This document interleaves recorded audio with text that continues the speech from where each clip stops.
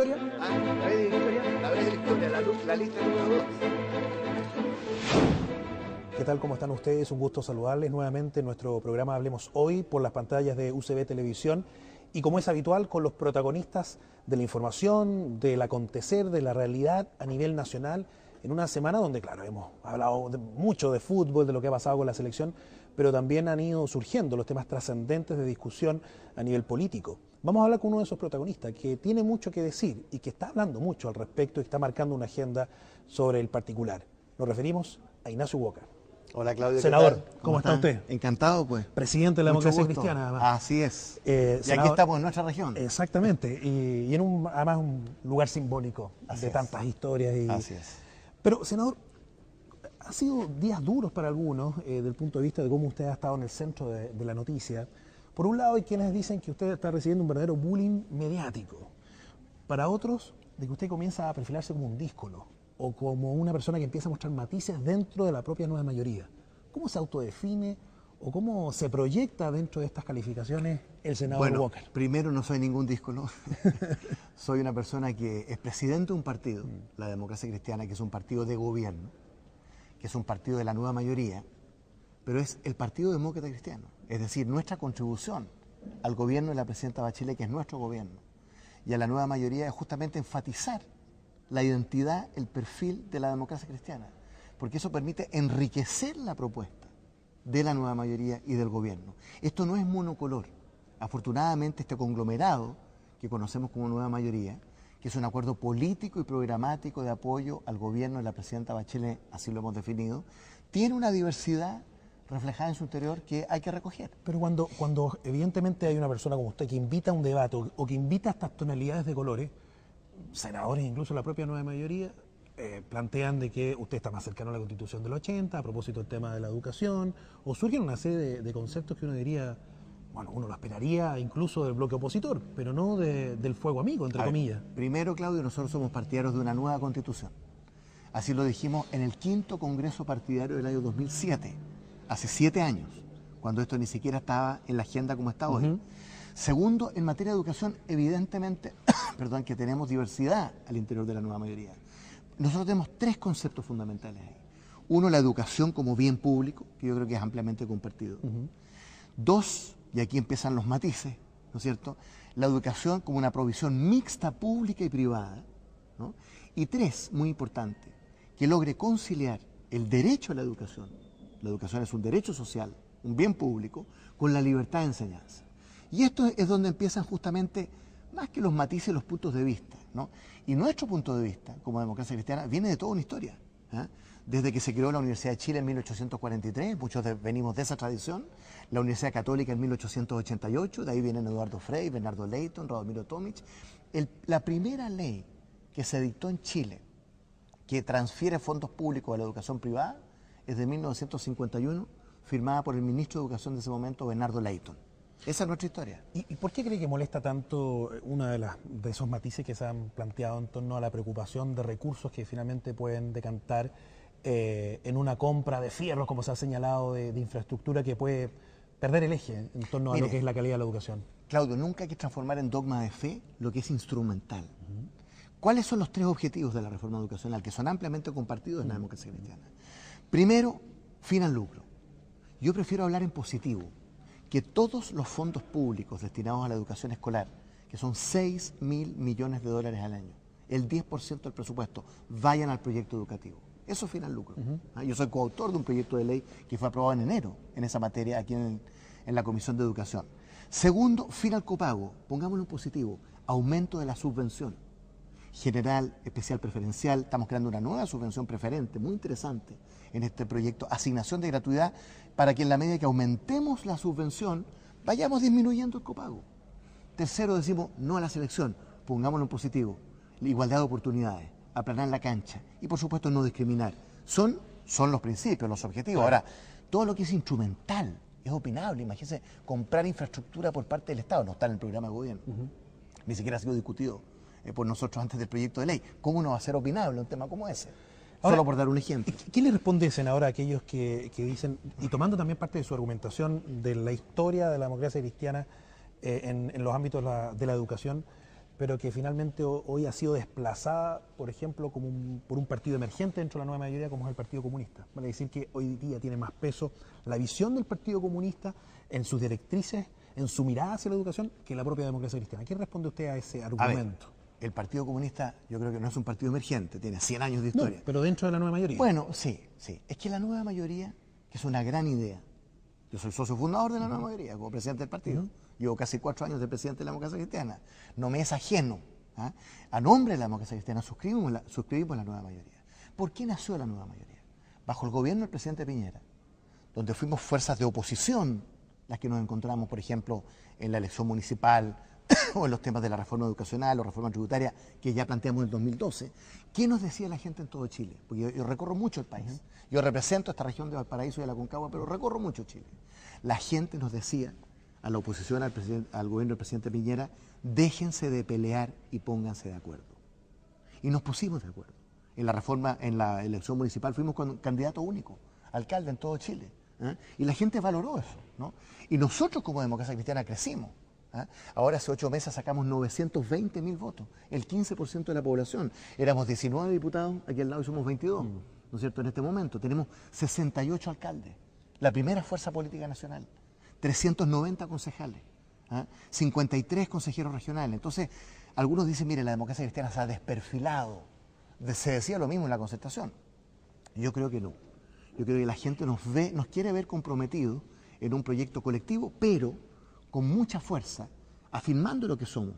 El lema bajo el cual yo fui reelecto como presidente del partido con la mesa el año pasado fue identidad sin complejos. Ese es el aporte de la democracia cristiana. Ahora, cuando también me imagino lo ha visto en algunos comentarios de prensa de que están tratando de llamar al orden a Ignacio Walker, que tiene que estar más tranquilo, o que incluso algunos senadores también de su propio partido político, el senador Pizarro, dicen, bueno, son opiniones del senador Walker, no representan la democracia cristiana.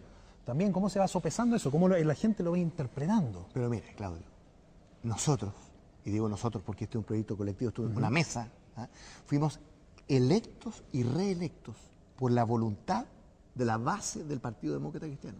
Votaron 24.000 militantes, el 2010 y el 2013, y obtuvimos una mayoría absoluta de los votos. Por lo tanto, cuando habla el presidente del partido, por supuesto de repente uno podrá dar opiniones personales, pero cuando hablo como presidente del partido, hablo a nombre del partido con el título de legitimidad de que hemos sido elegidos y reelectos, ¿no es cierto?, por la voluntad de un militante, un voto. Entonces, son las bases del Partido Demócrata Cristiano las que nos han colocado en esta situación. Le digo más, en la reforma tributaria, por ejemplo, que es nuestra postura, hace un mes el Consejo Nacional del Partido, por unanimidad, aprobó la postura. No son las opiniones de Ignacio Walker. Yo soy miembro de la Comisión de Educación.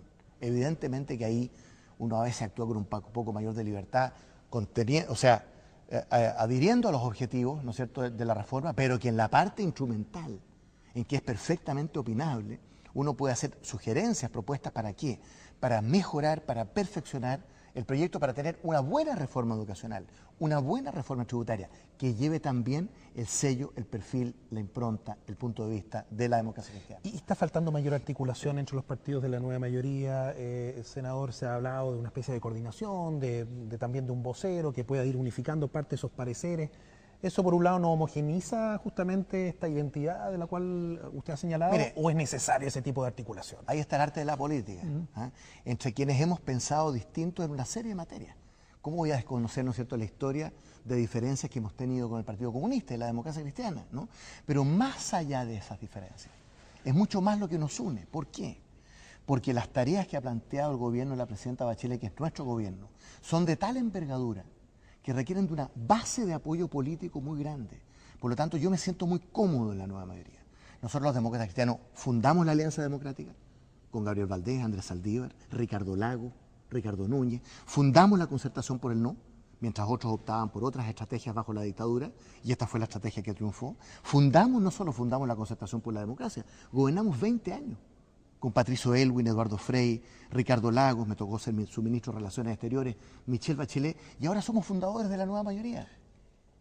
Senador, y también, ¿qué le responde a aquellos que dicen que la democracia cristiana empieza a tener un giro en su estrategia de ir acercándose también más al voto de centro, que es un voto también importante dentro de la realidad política electoral de Chile y que para algunos quizás la nueva mayoría ha tendido a mirar más hacia la izquierda, es lo que se señala dentro de las argumentaciones también de las interpretaciones políticas, pero la democracia cristiana está mirando hacia el centro, siempre ha mirado al centro, y si eso puede provocar una tensión también dentro de lo que son las cúpulas de la nueva mayoría, como tal. A ver, nosotros creemos firmemente, y es mi convicción personal, además, en un gobierno de centro-izquierda, no un gobierno de izquierda. Y ahí hemos tenido algunas tensiones. Algunos aliados hace 3 años anunciaron el giro a la izquierda, Sí. ¿no es cierto? Crear un bloque de izquierda. Mala idea, mala idea. Porque la mayoría social y política de Chile, yo creo que está mucho más cerca de un gobierno de centro-izquierda que de un bloque de izquierda, ¿no? Entonces, nosotros hemos tratado de mantener una nave estibada, como he dicho yo, ¿no? Un equilibrio que refleje, por ejemplo, a la clase media. ¿Qué es Chile hoy día? Chile es un país de clase media, de ingreso medio. 70-80% del país se define como clase media. Y yo siento que muchas veces esa clase media está huérfana de representación política. Y nosotros obviamente que tenemos un mundo que representar. El voto de centro, el voto independiente. Frei Montalva fue el campeón de los independientes. Él decía, independientes de los nuestros, decía. Bueno, el voto moderado. ¿Quién va a representar? ¿Vamos a regalar todo ese voto desde el punto de vista electoral a la derecha? Y, por ejemplo, ese es el voto que está preocupado de lo que está pasando con la reforma tributaria. ¿Ese es un análisis, por ejemplo, que ustedes hacen? Sin duda, o sea, tanto en la reforma tributaria como en la reforma educacional, nosotros tenemos una misma mirada, la clase media. Cuando, por ejemplo, en el Consejo Nacional aprobamos dar nuestro soporte, nuestros 22 diputados votaron a favor, ¿no es cierto?, a la reforma tributaria, en los objetivos, dijimos con 3 condiciones. Primero, que no afecte a la clase media y las pymes. Segundo, que no afecte al contribuyente común y corriente frente a los poderes del Servicio de Impuestos Internos, a veces discrecionales, a veces excesivos. Tercero, que no afecte el ahorro, porque el ahorro y la inversión es la base del crecimiento. Entonces, ahí está el matiz, ahí está el punto de vista de la democracia cristiana. Yo digo, ¿eso lo transforma uno en díscolo, en opositor? No, eso enriquece la propuesta de la nueva mayoría y del gobierno. Y bueno, y ahora ha surgido durante esta semana también, senador, con mucha fuerza el debate de esta figura de la Asamblea Constituyente. ¿Cómo usted comienza también a perfilar parte de lo que es esa intensa discusión, para algunos muy necesaria, en cuanto a procedimientos, porque usted lo ha señalado también dentro de esta entrevista, nueva Constitución, pero ¿cómo llegamos a esa nueva Constitución? Bueno, de la forma que lo define el programa. Un mecanismo democrático, participativo e institucional. ¿No es cierto? Todo dentro de la institucionalidad. Yo creo en una democracia de instituciones. Acabo de escribir un libro que se llama Democracia en América Latina, donde posturo la necesidad de una democracia de instituciones, como diferente aquí a una democracia de caudillos, La que es lo que Asamblea, tenemos en América Latina. ¿y la Asamblea se presta para Bueno, eso? pero mire, a ver, yo lo quiero poner en positivo. Ya. Nosotros en este momento, hoy, tenemos un desafío como país, poner fin al sistema binominal. Aquí en el Parlamento, yo creo que estamos cerca de lograrlo. No solo la nueva mayoría, ojalá el sector de Renovación Nacional. Yo firmé con Carlos Larraín hace 2 años un acuerdo para poner fin al sistema binominal. ¿Por qué es tan importante? No solo por tener un sistema más representativo aquí en el Parlamento, sino que si demostramos que somos capaces de lograr ese acuerdo, vamos a pavimentar el camino para que por una vía político-institucional, como es el Parlamento, en una reforma que seguramente tendrá que ser plebiscitada, ¿no es cierto?, en algún momento después de que haya un acuerdo, hay una mayoría amplia, porque se requiere 2/3 para reformar la Constitución. Entonces, es muy importante afinar estos 3 mecanismos, que sea democrático, que sea participativo, que sea institucional. Senador Walker, quiero ahora apelar a su experticia en las ciencias políticas. ¿Cuánto en general como país usted observa nos podríamos demorar en los tiempos? Porque hay gente que está muy preocupada, que prácticamente dice, bueno, la Constitución tiene que salir lo antes posible, antes que termine incluso el gobierno de Michelle Bachelet. Pero ¿cuánto en general, viendo la política comparada, se demora un país en elaborar un nuevo texto, con la complejidad además dentro de los escenarios contemporáneos? Mire, Claudio, esa es una tarea para este gobierno, bajo este gobierno. Tenemos 2 o 3 años, ¿no? Esa tiene que ser una tarea muy reflexiva, de mucha argumentación, de mucho respeto mutuo. La Constitución del 80, nosotros lo dijimos en la dictadura, era ilegítima en su origen, antidemocrática en su contenido. Eso fue cambiando el 5 de octubre del 88, porque nos metimos en la Constitución. O sea, le reconocimos una legitimidad formal para modificarla. Hicimos 54 reformas del año 89, plebiscitadas. Y después fuimos haciendo una serie de reformas hasta culminar en el año 2005, con el presidente Ricardo Lagos, yo era ministro de Relaciones Exteriores, así que lleva mi firma ese decreto, ¿no es cierto?, en que reformamos la Constitución. Pusimos fin a los senadores designados, había una vez un artículo 8º que se nos olvida, ¿no es cierto?, cambiamos el Tribunal Constitucional. Ahora, ¿qué es lo que pasa? Esta Constitución, con ser legítima, porque yo como senador juré respetar la Constitución, no tiene una legitimidad suficiente, ¿no es cierto? No hemos llegado a sentirla como nuestra Constitución, en un sentido, en primera persona plural, ¿no? Y eso requiere un esfuerzo. ¿Ah? Aquí el país votó un 62% por Michelle Bachelet con un programa, y nosotros dijimos hace 7 años, nueva Constitución. Ahora, ¿qué es nueva Constitución? No es borrón y cuenta nueva. Sí, obviamente que vamos a considerar todo lo que hemos hecho, todo lo que hemos avanzado. Pero hay algunos temas que todavía están pendientes, el tema del binominal, el tema de las leyes orgánicas constitucionales. Hay 20 materias que requieren 4/7. Eso es un veto de la minoría. El tema del control preventivo del Tribunal Constitucional. Fortalecer el estatuto de los bienes públicos, educación, salud, previsión, trabajo. Descentralizar el país.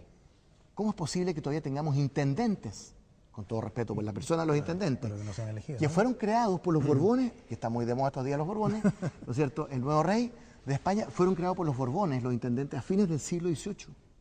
Y hoy día todavía tenemos intendentes. En esta región de Valparaíso, que yo represento, tenemos un intendente, que es una gran persona, nombrada por Santiago. Entonces, ¿no llegó la hora de elegir gobernadores regionales por la voluntad popular? Eso lo dijimos con Renovación Nacional hace 2 años. Quiero tomar un poco, ya que habla de los Borbones, que también incluso hay series históricas que uno pudo apreciar. ¿Usted ha visto House of Cards? Sí, claro. Las 2 temporadas. Y quiero tomar eso, porque también por estas caricaturas muchas veces que se hacen de los políticos y todo. ¿Saca algo limpio del House of Cards? Porque hay algunos que han hecho verdaderamente directrices políticas, tema ético o funcionalidad, temas de negociación, etcétera. Bueno, ¿Cómo ve siempre, ese tema de la ficción que está involucrado en la política también? Que la política es como la vida misma. O sea, la gente dice, los políticos pelean, aquí hay conflicto. Yo digo, es la naturaleza humana. ¿Ah? Desde Caín y Abel, ¿ah? Que yo sepa, así lo dice San Agustín por lo menos, en la Ciudad de Dios. Es la vieja historia de la naturaleza humana, una naturaleza caída.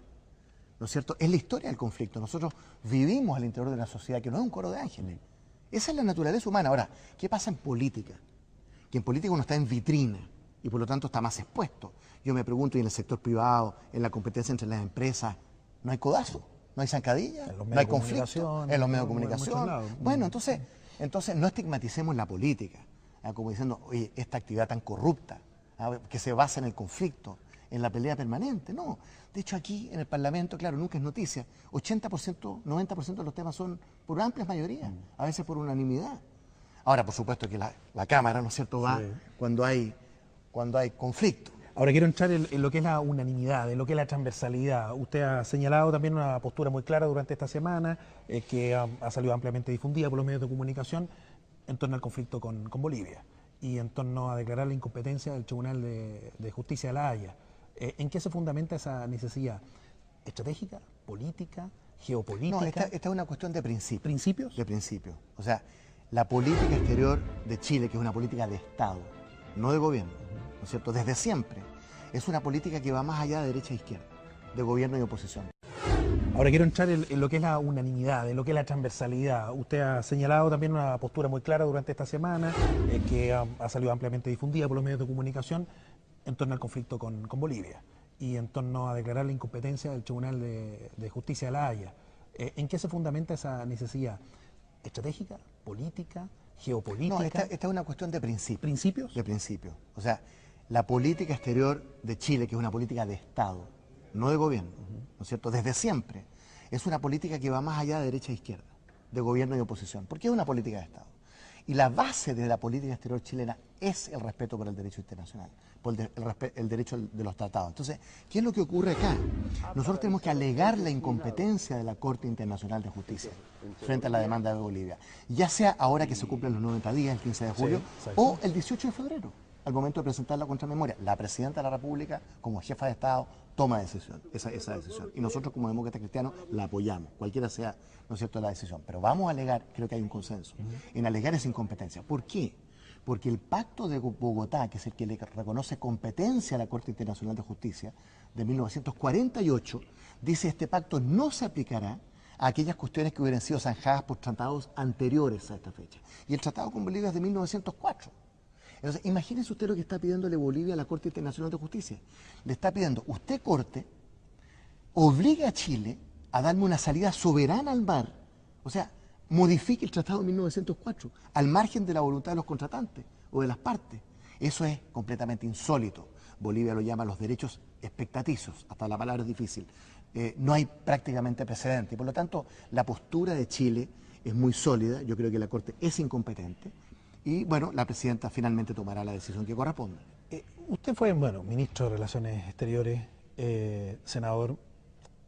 ¿Chile se ha manejado adecuadamente en torno a cómo ha ido planteando para la opinión pública internacional? Que sabemos algunas veces no tiene ninguna relación con el ámbito legal, pero para algunos finalmente construye realidades que al momento de ciertas directrices políticas que puede haber en un tribunal naturalmente, eso termina marcando.